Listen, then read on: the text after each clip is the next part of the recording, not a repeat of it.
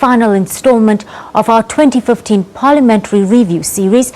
The year started with the disruption of the President's State of the Nation address, and so it would end. But this time, a strike by parliamentary staff that disrupted the final sittings of the National Assembly and its committees. Smoke bombs rise high above Parliament as police battle to subdue striking parliamentary workers on day one of the industrial action.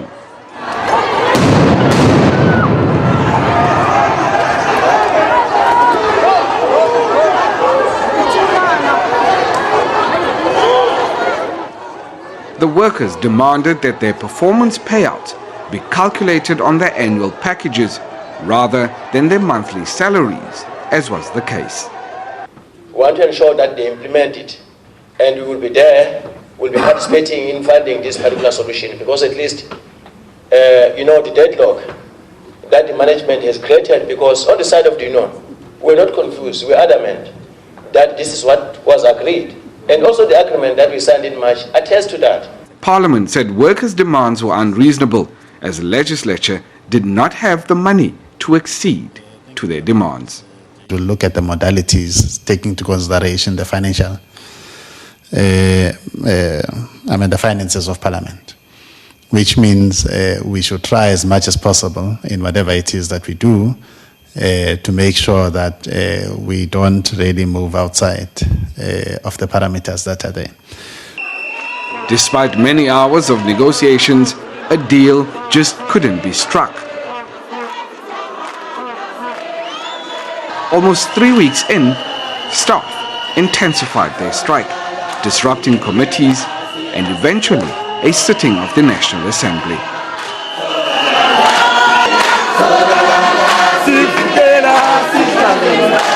This action finally caught the attention of political parties who stepped in to help find a solution.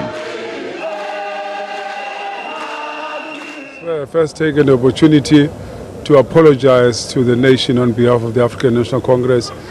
I think we should have prevented this from happening. I think we could have worked over the weekend to resolve all outstanding matters, since we knew already by Friday there was a breakdown on the negotiations.